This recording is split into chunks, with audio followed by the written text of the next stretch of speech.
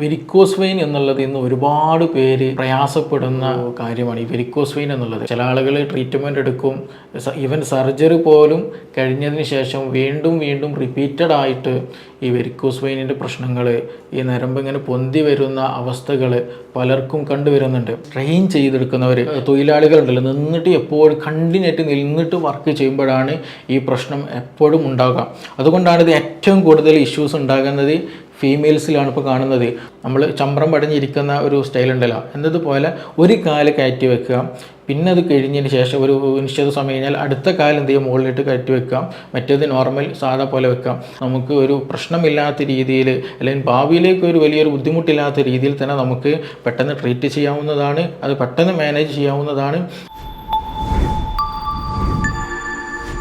Hello everyone, ഞാൻ doctor Siraj, QNB hospital, Koduvally. നമുക്കൊക്കെ അറിയാം, വെരിക്കോസ് വെയിൻ എന്നുള്ളത് ഇന്ന് ഒരുപാട് പേര് പ്രയാസപ്പെടുന്ന കാര്യമാണ്. ഈ വെരിക്കോസ് വെയിൻ എന്നുള്ളത് ചില ആളുകൾ ട്രീറ്റ്മെൻറ്റ് എടുക്കും, ഈവൻ സർജറി പോലും കഴിഞ്ഞതിന് ശേഷം വീണ്ടും വീണ്ടും റിപ്പീറ്റഡ് ആയിട്ട് ഈ വെരിക്കോസ് വെയിനിൻ്റെ പ്രശ്നങ്ങൾ, ഈ നരമ്പ് ഇങ്ങനെ പൊന്തി വരുന്ന അവസ്ഥകൾ പലർക്കും കണ്ടുവരുന്നുണ്ട്. യഥാർത്ഥത്തിൽ നമ്മൾ ഏതൊരു കാര്യം ട്രീറ്റ് ചെയ്യുന്നതിന് മുമ്പും അത് എന്തുകൊണ്ടാണ് വരുന്നത്, എന്താണ് അതിന് പിന്നിലുള്ള കാരണം എന്നുള്ളത് നമുക്ക് മനസ്സിലാക്കാൻ കഴിഞ്ഞാൽ അത് വീണ്ടും വീണ്ടും വരുന്നത് നമുക്ക് ശ്രദ്ധിക്കാനും അത് നിർത്തലാക്കാനും ഒരുപാട് നമുക്ക് സഹായമാണ്. അപ്പോൾ അതുകൊണ്ട് തന്നെ ഈ വെരിക്കോസ് വെയിൻ എന്താണ്, അതെങ്ങനെയാണ് വരുന്നത്, അതെങ്ങനെ വരാണ്ടിരിക്കാൻ നമ്മൾ എന്തൊക്കെ ചെയ്യും, അതുപോലെ ആർക്കൊക്കെയാണ് ഇത് കൂടുതൽ വരുന്നത് തുടങ്ങിയ വിഷയങ്ങളാണ് ഇന്ന് നമ്മളിവിടെ ഡിസ്കസ് ചെയ്യാൻ ഉദ്ദേശിക്കുന്നത്. ഇപ്പോൾ നമുക്കൊക്കെ അറിയാം, ഈ വെരിക്കോസ് വെയിൻ എന്ന് പറഞ്ഞാൽ മോസ്റ്റ്ലി നമ്മുടെ കാൽമുട്ടിൻ്റെ താഴോട്ട്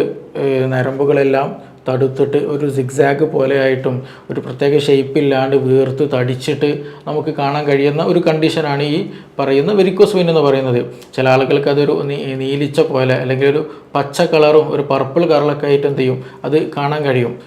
അതേപോലെ തന്നെ ചില ആളുകൾക്ക് അതിന് ബ്ലീഡിങ് വരാറുണ്ട്, അത് പിന്നീട് അൾസറായിട്ട് വരും, നല്ല വീക്കം വരും, നല്ല ചൊറിച്ചിലുണ്ടാകും, നല്ല ഇച്ചിങ് ഉണ്ടായിരിക്കും, അവിടുത്തെ കളറൊക്കെ മാറി സ്കിന്ന് തന്നെ കേടുവന്ന് പോകുന്ന, അല്ലെങ്കിൽ സ്കിന്നിന് തന്നെ വലിയ മാറ്റം സംഭവിക്കുന്ന ബുദ്ധിമുട്ടുകൾ പോലും ഈ വെരിക്കോസ് വെയിൻ കാരണമായിട്ട് ഉണ്ടാകാറുണ്ട്. അപ്പോൾ എന്താണ് യഥാർത്ഥത്തിൽ വെരിക്കോസ് വെയിൻ? നമുക്കൊക്കെ അറിയാം, നമ്മുടെ ബ്ലഡ് പമ്പ് ചെയ്യുന്നത് ഹൃദയമാണ്. ഈ ഹൃദയം എന്ത് ചെയ്യും, മിടിക്കുന്ന സമയത്ത് ബ്ലഡ് ആർട്ടറികളിലൂടെ, അതായത് ധമനികളിലൂടെ അത് ശരീരത്തിൻ്റെ എല്ലാ ഭാഗങ്ങളിലേക്കും പമ്പ് ചെയ്യും, എത്തിപ്പെടും. പിന്നീട് അതേ ബ്ലഡ് എന്ത് ചെയ്യണം, റിട്ടേൺ പോകണം ഇവിടേക്ക്, ഹൃദയത്തിലേക്ക്. അപ്പോൾ യഥാർത്ഥത്തിൽ ബ്ലഡ് പോകുന്ന വഴിയും തിരിച്ച് റിട്ടേൺ വരുന്ന വഴിയും രണ്ട് റൂട്ടാണ്. ഒന്ന്, ധമനികളിലൂടെ എന്ത് ചെയ്യും, ശരീരത്തിൻ്റെ എല്ലാ ഭാഗങ്ങളിലേക്കും ബ്ലഡ് എത്തും. തിരിച്ച് റിട്ടേൺ വരുന്നത് സിരകളിലൂടെയാണ്. നമ്മൾ മലയാളത്തിൽ അങ്ങനെയാണ് പറയാറുള്ളത്. അപ്പോൾ ഇത് രണ്ടിലുള്ള വ്യത്യാസം എന്താണെന്ന് വെച്ചാൽ, ഫോർ എക്സാമ്പിൾ ഞാൻ ചെറുതായിട്ട് പെട്ടെന്ന് സിമ്പിളായിട്ട് മനസ്സിലാക്കുന്ന രീതി പറഞ്ഞുതരാം. അതായത് നമ്മുടെ കാല് അല്ലേ, അതെപ്പോഴും താഴോട്ടാണല്ലേ. അപ്പോൾ താഴെ നിന്നുള്ള ബ്ലഡ് എന്ത് ചെയ്യണം, മുകളിലോട്ട് പോകണം. ഹൃദയം മുകളിലാണല്ലോ, അപ്പോൾ അത് മുകളിലോട്ട് പോകണം എന്നുണ്ടെങ്കിൽ വളരെ ബുദ്ധിമുട്ടാണ്. കാരണം ഗ്രാവിറ്റേഷണൽ ഫോഴ്സ് ഉണ്ട് താഴോട്ടപ്പോൾ, ഒരു ഗ്രാവിറ്റേഷണൽ ഫോഴ്സ് ഉള്ളത് കൊണ്ട് തന്നെ താഴെയുള്ള രക്തം എന്ത് ചെയ്യണം, ഹൃദയത്തിലേക്ക് പമ്പ് ചെയ്ത് എത്തണം എന്നുണ്ടെങ്കിൽ ഒരു എക്സ്റ്റേണൽ ഫോഴ്സ്, അല്ലെങ്കിൽ ഒരു കുറച്ചും കൂടി ഒരു എക്സ്ട്രാ വർക്ക് ഈ പറയുന്ന രക്തക്കുഴലുകളിൽ, ഈ സിരകൾ എടുക്കേണ്ടി വരും. അപ്പോൾ അതുകൊണ്ട് തന്നെ ഈ സിരകളിൽ, ഈ പറയുന്ന രക്തക്കുഴലുകളിൽ ചെറിയ വാൽവുകൾ എന്തുണ്ട്, അതിലുണ്ട്. ഈ വാൽവുകൾ പ്രസ് ചെയ്യുമ്പോൾ ആ വാൽവുകൾ മൂവ് ചെയ്യുന്നതിനനുസരിച്ചിട്ടാണ് നമ്മുടെ കാലുകൾക്കിടയിൽ, കാലിൻ്റെ ഉള്ളിലുള്ള, അല്ലെങ്കിൽ കാലിൻ്റെ താഴെയുള്ള ആ ഭാഗങ്ങളിൽ കാണപ്പെടുന്ന സിരകളിൽ നിന്ന്, കുഴലുകളിൽ നിന്ന് ഈ വാൽവ് മുഴുവതിനനുസരിച്ചിട്ട് എന്ത് ചെയ്യും, രക്തം മുകളിലോട്ട് പോകും എന്നുള്ളതാണ്. അപ്പോൾ ഇതാണ് അതിൻ്റെ ഒരു സിസ്റ്റം എന്നുള്ള പറയുന്നത്. അപ്പോൾ കൂടുതലായിട്ട് നമ്മൾ നിന്ന് വർക്ക് ചെയ്യുക, നല്ല തടിയുള്ള ആളുകൾ, പ്രഗ്നൻസി കണ്ടീഷനുകൾ, പിന്നെ അതുപോലെ ഈ വർക്കിങ്ങിലാണ് ഇത് മെയിനായിട്ട് വരുന്നത്.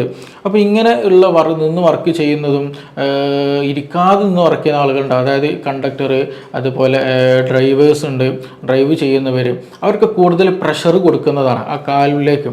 അപ്പോൾ അതുകൊണ്ട് തന്നെ ഈ പ്രഷർ ഡാമേജ് ആക്കുന്നത് എവിടെയാണ്, ഈ പറയുന്ന വാൽവുലാർ ഫങ്ഷനാണ്. അതായത് ഈ സിരകളിൽ, ഈ സിരകളിൽ ഉണ്ടാകുന്ന വാൽവുകളുണ്ടല്ലോ, ആ വാൽവിന് എന്ത് ചെയ്യും, അതിന് ഡാമേജ് വരും, അതിന് ജാമിങ് വരും, അത് ശരിക്കും എന്ത് ചെയ്യില്ല, പ്രോപ്പറായിട്ട് ഫങ്ഷൻ ചെയ്യില്ല. അങ്ങനെ വരുമ്പോൾ സ്വാഭാവികമായിട്ടും എന്ത് ചെയ്യും, ബ്ലഡ് ഒരു കംപ്ലീറ്റ്ലി എന്ത് ചെയ്യില്ല, ഹൃദയത്തിലേക്ക് പോകില്ല. അത് മെല്ലെ മെല്ലെ ഈ വാൽവിൻ്റെ സൈഡുകളിലായിട്ടും മെല്ലെ മെല്ലെ താഴോട്ട് തൂങ്ങി നിൽക്കും. ഈ വാൽവ് അതേപോലെ വീക്കായിട്ട് വരും, അതേപോലെ ഇത് ബൾജായിട്ട് വരും. അതിങ്ങനെ വീർത്തിട്ട് അതിങ്ങനെ സിഗ്സാഗ് ഒരു പ്രത്യേക ഷേപ്പില്ലാണ്ട് രൂപത്തിൽ ഒരു സിഗ്സാഗ് നാച്ചുറലൊക്കെ ആയിട്ട് അങ്ങോട്ടും ഇങ്ങോട്ടും പൊളഞ്ഞിട്ടൊക്കെ എന്ത് ചെയ്യും, നമുക്ക് ഞരമ്പുകൾ കാണാൻ കഴിയും. അത് പിന്നീട് എന്ത് ചെയ്യും, എക്സ്ട്രീമിലേക്ക് പോകുമ്പോൾ ഈ നീർക്കെട്ട് വരാൻ തുടങ്ങും. കാരണം എന്ത് ചെയ്യുന്ന ഈ ബ്ലഡ്, ഈ രക്തം എന്ത് ചെയ്യാവുന്നില്ല, തിരിച്ച് ഹൃദയത്തിലോട്ട് പോകുന്നില്ല, അവിടെ കാലിൻ്റെ താഴ്ഭാഗത്ത് കെട്ടിക്കിടക്കുന്നതാണ്. അത് പിന്നീട് എന്ത് ചെയ്യും, വീക്കം വരാൻ തുടങ്ങും, എഡിമയുണ്ടാകും, പിന്നെ അത് നല്ല ചൊറി ഉണ്ടാകും, പിന്നീട് അത് പൊട്ടി മുറിവായി ബ്ലീഡിങ് ഉണ്ടാകും. അപ്പോൾ അതാണ് പിന്നീട് എക്സ്ട്രീം ലെവലിലേക്ക് പോയാൽ ഉണ്ടാകുന്ന ബുദ്ധിമുട്ട്. അപ്പോൾ ഇങ്ങനെയാണ് യഥാർത്ഥത്തിൽ ഈ പറയുന്ന വെരിക്കോസ് വെയിൻ ഉണ്ടാകുന്നത്, വെരിക്കോസ് അൾസർ വരെ ഉണ്ടാകുന്നത് ഈ ഒരു റൂട്ടിലൂടെയാണ്. അപ്പോൾ ഇത് എങ്ങനെ ഇല്ലാണ്ടാക്കാൻ കഴിയും എന്നുള്ളതാണ് നമ്മൾ അടുത്ത് നോക്കേണ്ടത്. ഇത് കോമൺ ആയിട്ട് ഉണ്ടാകില്ല. ഞാൻ നേരത്തെ പറഞ്ഞിട്ടുണ്ട്, പ്രഗ്നൻസി കണ്ടീഷനിൽ ഉണ്ടാകും. സ്ത്രീകൾ എന്ത് ചെയ്യും, പ്രഗ്നൻസി കണ്ടീഷനിൽ എന്താ, വയറ്, യൂട്രസ്, ബേബി എന്ത് ചെയ്യും, നല്ല സൈസിൽ വരുന്ന സമയത്ത് ശരിക്ക് താഴെ നിന്നുള്ള, അതായത് കാലിൻ്റെ ഭാഗത്തു നിന്നുള്ള ബ്ലഡ് ശരിയായ രൂപത്തിൽ മുകളിലോട്ട് പോകില്ല, ഒരു പ്രഷർ എപ്പോഴും താഴോട്ടുണ്ടാകും. അപ്പോൾ അത് പിന്നീട് എന്ത് ചെയ്യും, ഈ പറഞ്ഞതുപോലെ വെരിക്കോസ് വെയിൻ ഉണ്ടാകും. അത് മിക്ക ആളുകൾക്കും പലരിലും എന്ത് ചെയ്യാറുണ്ട്, ഈ പ്രഗ്നൻസി കഴിഞ്ഞാൽ തന്നെ നോർമലായിട്ട് പോകാറുണ്ട്, ഇഷ്യൂ ആകാറില്ല. അതേപോലെ ഒബസിറ്റി, നല്ല പൊണ്ണത്തടിയുള്ള ആളുകൾക്ക് ഇതുപോലെയുള്ള ഈ ബുദ്ധിമുട്ട് ഉണ്ടാകാറുണ്ട്. അതേപോലെ കൂടുതലായിട്ട് ഈ സ്ട്രെയിൻ ചെയ്തെടുക്കുന്നവർ, തൊഴിലാളികളുണ്ടല്ലോ, നിന്നിട്ട് എപ്പോഴും കണ്ടിന്യൂട്ട് നിന്നിട്ട് വർക്ക് ചെയ്യുമ്പോഴാണ് ഈ പ്രശ്നം എപ്പോഴും ഉണ്ടാകുക. അതുകൊണ്ടാണ് ഇത് ഏറ്റവും കൂടുതൽ ഇഷ്യൂസ് ഉണ്ടാകുന്നത് ഫീമെയിൽസിലാണ് ഇപ്പോൾ കാണുന്നത്. കൂടുതലായിട്ട് വർക്ക് ചെയ്യുന്നില്ല, കൂടുതൽ മറ്റു പ്രശ്നങ്ങളൊന്നുമില്ല, പക്ഷേ എന്തുണ്ടാവും, വെരിക്കോസ് വെയിൻ്റെ പ്രശ്നം പല ആളുകളും ഉണ്ടാവും. അതെന്താണെന്ന് വെച്ചിട്ടുണ്ടെങ്കിൽ നമ്മുടെ ലൈഫ് സ്റ്റൈൽ തന്നെ മാറി എന്നുള്ളത് കൊണ്ടാണ്, അല്ലേ? പണ്ടുകാലം നമ്മൾ പലയിട്ടിട്ടാണ് ഇരുന്നത്, അതേപോലെ തന്നെ ഭക്ഷണം കഴിച്ചിരുന്നത് നിലത്തിരുന്നിട്ടായിരുന്നു, പാത്രം കഴുകിയത് നിലത്ത് ഇരുന്നിട്ടായിരുന്നു, ഭക്ഷണം ഉണ്ടാക്കിയത് ഇന്ന് ഇങ്ങനെയാണ്, ഗ്യാസാണ്, നിന്നിട്ടാണ്. അതേപോലെ പുകയില്ലാത്ത അടുപ്പുകൾ, അതും നിന്നിട്ടാണ് ഇന്നുള്ളത്. പണ്ടങ്ങനെയല്ല, നമ്മുടെ വീടുകളിൽ നിലത്ത് പലയിട്ട് ഇരുന്നിട്ടാണ് വർക്കുകൾ ചെയ്തിരുന്നല്ല. പച്ചക്കറി ഇരുന്നതും മീൻ മുറിക്കുന്നതും അങ്ങനെ വീട്ടിലുള്ള എല്ലാ വർക്കുകളും എങ്ങനെയായിരുന്നു, ഇരുന്നിട്ടായിരുന്നു. നന്നായിട്ട് ശരീരം മടങ്ങിയിട്ടുള്ള ഇരുത്തവും നൃത്തവും ഒക്കെ ആയിരുന്നു അന്ന് നമുക്കുണ്ടായിരുന്നത്. ഇന്ന് അങ്ങനെയല്ല. ഇന്ന് നമ്മുടെ എല്ലാ തുടക്കുന്നതാകട്ടെ എങ്ങനെയാണ് മാറിയിട്ടുണ്ട്, അല്ലേ? മോപ്പ് വെച്ചുള്ള തുടക്കുന്ന സിസ്റ്റമായി. പണ്ടങ്ങനെ ആയിരുന്നില്ല, നിലർത്തി ഇരുന്നിട്ട് അല്ലെങ്കിൽ ആ ഒരു രീതിയിലൊക്കെ ആയിരുന്നു ചെയ്തിട്ടുണ്ടായിരുന്നത്. അപ്പോൾ നമ്മുടെ സ്ത്രീകൾ, വീട്ടിലുള്ള സ്ത്രീകളുടെ മിക്ക പ്രവർത്തികളും ഇന്ന് നിന്നിട്ടുള്ളതായി മാറിയത് കൊണ്ട് തന്നെ ഈ പറയുന്ന നമ്മുടെ കാലിനും അത് പ്രശ്നമാണ്. അതേപോലെ സർക്കുലേഷന്, കാലിലുള്ള സർക്കുലേഷനും അത് ബാധിക്കും. അതുകൊണ്ടാണ് ഗ്രാജ്വലി എന്ത് ചെയ്യും, ചെറിയ തടിപ്പുകളായിട്ട് വരും. അന്നൊന്നും നമ്മൾ കാര്യമാക്കില്ല, കാരണം നമുക്ക് വലിയ ബുദ്ധിമുട്ടുണ്ടാവില്ല, വലിയ പ്രശ്നങ്ങളൊന്നും ഉണ്ടാവില്ല. അപ്പോൾ നമ്മളത് ശ്രദ്ധിക്കാണ്ട് വീണ്ടും എന്ത് ചെയ്യും, അതേ ജോലികളിൽ ഏർപ്പെടും, അതേ ലൈഫ് സ്റ്റൈൽ നമ്മൾ ഫോളോ ചെയ്യും. പിന്നീട് അത് ഗ്രാജ്വലി വീണ്ടും മെല്ലെ ഈ വീക്കം കൂടി വരും, മെല്ലെ നീർക്കെട്ട് വരും, ചൊറി വരാൻ തുടങ്ങും, ബ്ലീഡിങ് വരെ ഉണ്ടാകും, അൾസറായിട്ട് വരെ മാറും ചെയ്യും. അതിന് കൂടെ തന്നെ ഡയബറ്റിക് ഉള്ളവർക്ക്, ഷുഗർ ഉള്ളവർക്ക് ഇത് പെട്ടെന്ന് തന്നെ വരാനുള്ള സാധ്യത വളരെ കൂടുതലാണ്. പെട്ടെന്ന് സിവിയാരിറ്റിയിലേക്ക് നീങ്ങുകയും ചെയ്യും. കൂടുതലായിട്ട് ഷുഗർ ഉള്ളവരുണ്ടെങ്കിൽ അത് പ്രത്യേകം ശ്രദ്ധിക്കേണ്ടതാണ്. അപ്പോൾ അതുകൊണ്ട് തന്നെ ഇതെല്ലാമാണ് ഇതിൻ്റെ പ്രധാനമായിട്ടുള്ള കാരണങ്ങൾ എന്ന് പറയുന്നത്. ഈ പറയുന്ന കണ്ടിന്യൂ ആയിട്ട് നിന്ന് ജോലി ചെയ്യുക എന്നുള്ളതാണ്. കണ്ടിന്യൂ ആയിട്ട് നമ്മുടെ കാലിന് പ്രഷർ കൊടുക്കുക എന്നുള്ളതാണ്. അപ്പോൾ ഇത് എങ്ങനെ വരാണ്ടിരിക്കുമെന്ന് ചോദിച്ചാൽ പ്രധാനമായിട്ട് ശ്രദ്ധിക്കേണ്ടത് കണ്ടിന്യൂ ആയിട്ട് നിൽക്കുന്ന സിറ്റുവേഷൻ ഒഴിവാക്കുക എന്നുള്ളതാണ്. തുടർച്ചയായിട്ട് എന്ത് ചെയ്യരുത്, നിന്ന് ജോലി ചെയ്യരുത്. നമ്മളിപ്പോൾ വീട്ടിൻ്റെ ഉള്ളിൽ തന്നെ മീൻ മുറിക്കുന്നത് ഇപ്പോൾ നിന്നിട്ടാണെന്നുണ്ടെങ്കിൽ പച്ചക്കറി അരിയുന്ന നിലത്ത് ഇരുന്നിട്ട് അരിയാൻ ശ്രദ്ധിക്കുക. അപ്പോൾ അങ്ങനെ കണ്ടിന്യൂ ആയിട്ട് എന്ത് ചെയ്യരുത്, ഒരേ നൃത്തം നിന്ന് പോകരുത്. അത് നമ്മൾ എല്ലാ ജോലി എടുക്കുന്നവർ നിന്നിട്ട് ഏതൊക്കെ ജോലി ചെയ്യുന്നുണ്ടോ അവരെല്ലാവരും ശ്രദ്ധിക്കേണ്ട കാര്യമാണ്. കണ്ടിന്യൂ ആയിട്ട് എന്ത് ചെയ്ത് നിൽക്കരുത്. ഇടയ്ക്കെല്ലാം നമ്മുടെ കാലിന് റിലാക്സേഷനും ഒരു മൂവ്മെൻറ്റും കാര്യങ്ങൾ വരുത്തണം. ഇല്ലെങ്കിൽ ഈ പറയുന്ന മുട്ടുവേദന വരും, തേയ്മാനം ഉണ്ടാകും, ഈ വെരിക്കോസ് അൾസർ, വെയിൻ, ഇതിൻ്റെയൊക്കെ എല്ലാ പ്രശ്നങ്ങളും ഉണ്ടാകാൻ സാധ്യത ഈ ഒരു സെഡൻറ്ററി ലൈഫാണ്. ശരിക്കും കാല് അനക്കുന്നില്ല, മടക്കുന്നില്ല, മൂവ് ചെയ്യുന്നില്ല, റെസ്റ്റ് കൊടുക്കുന്നില്ല എന്നുള്ളതാണ്. അപ്പോൾ അതുകൊണ്ട് തന്നെ കണ്ടിന്യൂ ആയിട്ട് നിൽക്കുന്ന അല്ലെങ്കിൽ ആ ഒരു സിറ്റുവേഷൻ എന്ത് ചെയ്യണം, നമ്മൾ ഒഴിവാക്കണം. അതേപോലെ എന്തെങ്കിലും വെയിറ്റ് എടുക്കുന്ന, കൂടുതലായിട്ട് വെയിറ്റ് എടുക്കുന്ന ജോലി എന്തെങ്കിലും ഉണ്ടെങ്കിൽ അതും എന്ത് ചെയ്യണം, നമ്മൾ ഒഴിവാക്കേണ്ടതാണ്. അപ്പോൾ ഈ ലൈഫ് സ്റ്റൈൽ നമ്മൾ മാറ്റം നമുക്ക് എത്രത്തോളം വരുത്താൻ കഴിയുന്നോ അത്രത്തോളം നമുക്ക് എന്ത് ചെയ്യാൻ കഴിയും, ഇത് ശ്രദ്ധിക്കാൻ കഴിയും. അതേപോലെ ഇനി അഥവാ ഇത് ആർക്കെങ്കിലും വരുന്നുണ്ടെങ്കിൽ, അല്ലെങ്കിൽ ഇത് ചെറിയ അടയാളം നമ്മുടെ കാലിൻ്റെ ഭാഗത്തൊക്കെ, കാൽപാദത്തിൻ്റെ ഭാഗത്തൊക്കെ ആയിട്ട് എന്തൊരു ചെറിയ ചെറിയ ഞരമ്പുകൾ ഇങ്ങനെ പൊന്തി പൊന്തി വരുന്നത് കാണാൻ കഴിയും. അങ്ങനെയുള്ളവരൊക്കെ ഉണ്ട് എന്നുണ്ടെങ്കിൽ അതൊരു സിവിയാരിറ്റിയിലേക്ക് എത്താതെ തന്നെ എന്ത് ചെയ്യാം, ചെറിയ രൂപത്തിൽ എക്സസൈസ് ചെയ്തിട്ടൊക്കെ മാറ്റം വരുത്തേണ്ടതാണ്. പിന്നെ ഇതിൽ ട്രീറ്റ്മെൻറ്റ് വളരെ ഇമ്പോർട്ടൻ്റ് ആയിട്ടുള്ള കാര്യമാണ്. കാരണം പല ആളുകളും ട്രീറ്റ്മെൻറ്റ് ചെയ്തിട്ടും വീണ്ടും വീണ്ടും വരുന്ന ഒരു അവസ്ഥയുണ്ട്. ഈവൻ സർജറി പോലും ചെയ്തിട്ടും. അതെന്തുകൊണ്ടാണ് അങ്ങനെ വരുന്നതെന്ന് ചോദിച്ചിട്ടുണ്ടെങ്കിൽ മറ്റൊന്നുമല്ല, നേരത്തെ പറഞ്ഞതുപോലെ നമ്മുടെ ലൈഫ് സ്റ്റൈൽ മാറ്റണം. ട്രീറ്റ്മെൻറ്റ് കഴിഞ്ഞാൽ, സർജറി കഴിഞ്ഞ് എന്ത് ചെയ്യണം, നമ്മുടെ ലൈഫ് സ്റ്റൈൽ ഒരുപാട് നേരമായിട്ടുള്ള നൃത്തങ്ങൾ ഉണ്ടെങ്കിൽ എന്ത് ചെയ്യണം, അത് ഒഴിവാക്കണം. ഈവൻ നമ്മൾ ചെയറിൽ ഇരിക്കുമ്പോൾ പോലും, ഇപ്പോൾ കസേരയിൽ ഇരിക്കുമ്പോൾ പോലും നമ്മുടെ കാൽമുട്ടിൻ്റെ താഴ്ഭാഗം എങ്ങനെയാണ്, നിവർന്നിട്ടല്ലേ അല്ലേ?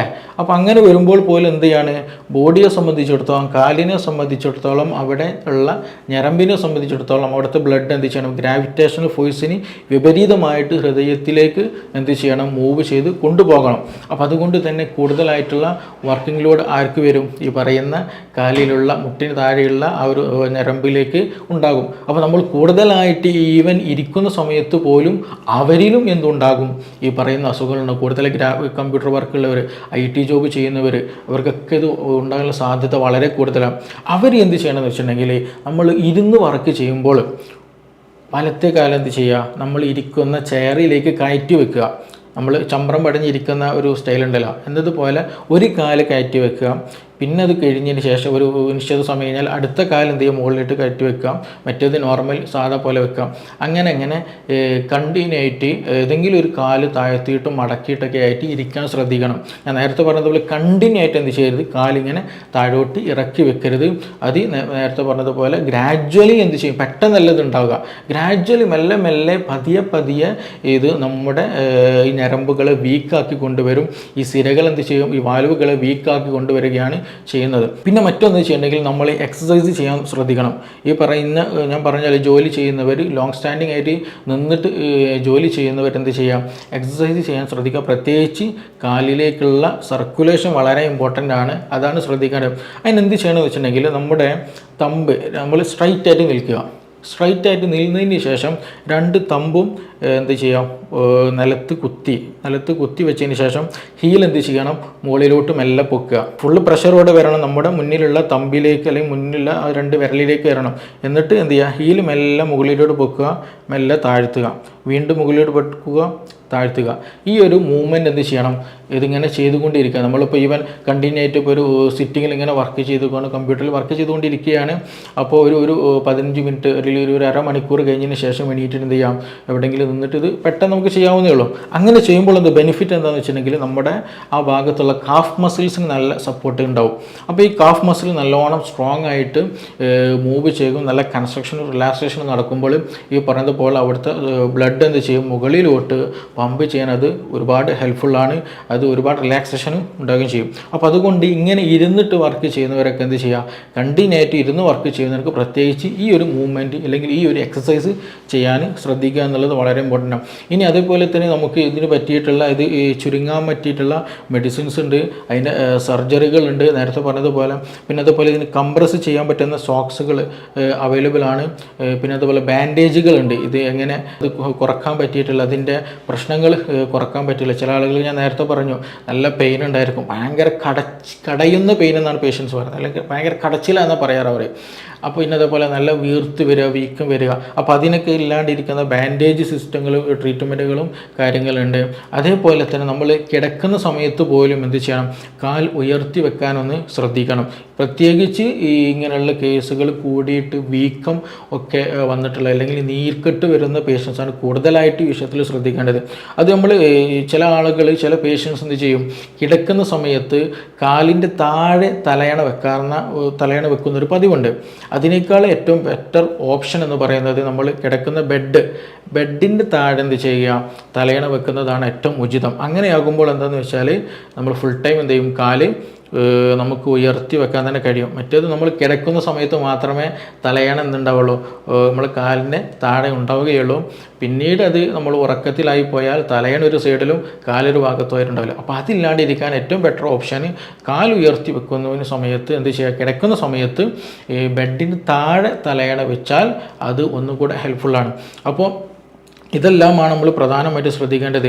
പിന്നെ അതുപോലെ ചില കണ്ടീഷൻസ് ഞാൻ നേരത്തെ പറഞ്ഞിട്ടുണ്ട്, ഇത് എക്സ്ട്രീമിലേക്ക് പോയാൽ വെരിക്കോസ് അൾസർ ഉണ്ടാകും. അവിടുന്ന് ഈ പറയുന്ന പോലെ വീക്കം വന്നിട്ട് അത് പൊട്ടി ഒലിച്ചിട്ട് മുറിവായിട്ട്, ഞാൻ നേരത്തെ പറഞ്ഞു ഇത് സർക്കുലേഷനെ ബാധിക്കുന്ന ഇഷ്യൂ ആണ്. അപ്പോൾ അതുകൊണ്ട് ശരിക്കും ഹീലിംഗ് പ്രോസസ്സ് നടക്കില്ല, പെട്ടെന്ന് ഉണങ്ങുകയില്ല. ചില ആളുകൾ ഡയബറ്റിക് പോലും ഉണ്ടെങ്കിൽ, ഡയബറ്റിക് പോലെയുള്ള പ്രശ്നങ്ങൾ ഉണ്ടെങ്കിൽ, ഷുഗർ ഉണ്ടെങ്കിൽ ഇത് ഉണങ്ങാൻ വളരെ പ്രയാസമാണ്. അപ്പോൾ അതുകൊണ്ട് തന്നെ അങ്ങനെയുള്ളവർക്ക് പ്രത്യേകമായിട്ടുള്ള ട്രീറ്റ്മെൻറ്റുകളുണ്ട്. ചില പ്രത്യേക കോമ്പിനേഷൻസ് ഓഫ് മെഡിസിൻസ് നമ്മൾ അപ്ലൈ ചെയ്താൽ തന്നെ നമുക്ക് നല്ല പോസിറ്റീവായിട്ടുള്ള റിസൾട്ട് തന്നെ കൊണ്ടുവരാവുന്നതാണ്. അവിടുത്തെ സർക്കുലേഷൻ ഇമ്പ്രൂവ് ആക്കാൻ പറ്റാവുന്നതാണ്. അതേപോലെ അവിടുത്തെ സ്കിന്നുകൾ, അവിടുത്തെ സ്കിന്ന് പല ആളുകൾക്കും ഉണ്ടാവും നല്ല ഡ്രൈ ആയിട്ട്, നല്ല ഒരു കറുത്ത് ഡോട്ട് ആയിട്ടുള്ള ഉണ്ടാവും. ചില ആളുകൾക്ക് നല്ല കറുപ്പ് തന്നെ ഉണ്ടാകും. കാലിന് മുകളിലോട്ട് പ്രശ്നം ഉണ്ടാവില്ല, പക്ഷേ ആംഗിള് ആ ഭാഗത്ത്, കാൽപാദം ആ സൈഡിലൊക്കെ എന്തുണ്ടാവും, ഇതേയുള്ള പ്രശ്നങ്ങളുണ്ടാകും. അതെന്താണെന്ന് വെച്ചിട്ടുണ്ടെങ്കിൽ ഈ സർക്കുലേഷൻ, അവിടുത്തെ കാപ്പില്ലറി ചെറിയ ഞരമ്പുകൾ, രക്തം പോകുന്ന കുഴലുകളുണ്ടാവും, അതൊക്കെ ഡാമേജ്ഡ് ആയിട്ടാണ് അങ്ങനെ ഉണ്ടാകുന്നത്. അപ്പോൾ അതൊക്കെ നോർമലാക്കാൻ പറ്റാവുന്നതാണ്. ഇതൊരു സിവിയർ ബുദ്ധിമുട്ടല്ല, അല്ലെങ്കിൽ ഇത് മാറാത്തൊരു അസുഖമല്ല. ഇത് നമുക്ക് നല്ല രീതിയിൽ ട്രീറ്റ് ചെയ്താൽ പെട്ടെന്ന് മാറ്റാവുന്നതാണ്. അതേപോലെ തന്നെ നമ്മളെല്ലാവരും നമ്മുടെ ജീവിതത്തിൽ, നമ്മുടെ ലൈഫ് സ്റ്റൈലിൽ ഈ പറയുന്ന കാര്യങ്ങൾ ശ്രദ്ധിക്കണം. ലോങ് സ്റ്റാൻഡിങ് നിൽക്കുന്നതും, പിന്നെ അതുപോലെ തന്നെ ഈ ജോലികളുടെ ഇടവേളകളിൽ പ്രത്യേകം കാലുകൾ പരിഗണിച്ചുകൊണ്ട് റെസ്റ്റ് കൊടുക്കുന്ന ഒരു സംവിധാനമൊക്കെ നമ്മൾ സെൽഫായിട്ട് തന്നെ കാണണം. അത് നമ്മുടെ ജോലിയെ ബാധിക്കാനും പാടില്ല, അതേപോലെ നമ്മുടെ ആരോഗ്യത്തിന് പ്രതികൂലമാകാൻ പാടില്ല. ആ രീതിയിൽ ഒരു നല്ല പോസിറ്റീവായിട്ട് തന്നെ നമുക്ക് വർക്ക് ചെയ്യാനും കഴിയണം. അങ്ങനെ കഴിഞ്ഞാൽ നമുക്ക് ഒരു പ്രശ്നമില്ലാത്ത രീതിയിൽ, അല്ലെങ്കിൽ ഭാവിയിലേക്ക് ഒരു വലിയൊരു ബുദ്ധിമുട്ടില്ലാത്ത രീതിയിൽ തന്നെ നമുക്ക് പെട്ടെന്ന് ട്രീറ്റ് ചെയ്യാവുന്നതാണ്, അത് പെട്ടെന്ന് മാനേജ് ചെയ്യാവുന്നതാണ്. അപ്പോൾ അതുകൊണ്ട് ഇനി ഇതിൽ എന്തെങ്കിലും സംശയങ്ങൾ, എന്തെങ്കിലും ക്ലാരിഫൈ ചെയ്യാനുണ്ടെങ്കിൽ തീർച്ചയായിട്ടും നിങ്ങൾക്കിതിൽ ബന്ധപ്പെടാവുന്നതാണ്. ഓക്കെ, തീർച്ചയായും നമുക്കിനി മറ്റൊരു വിഷയവുമായിട്ട് വേറൊരു സമയത്ത് കണ്ടുമുട്ടാം.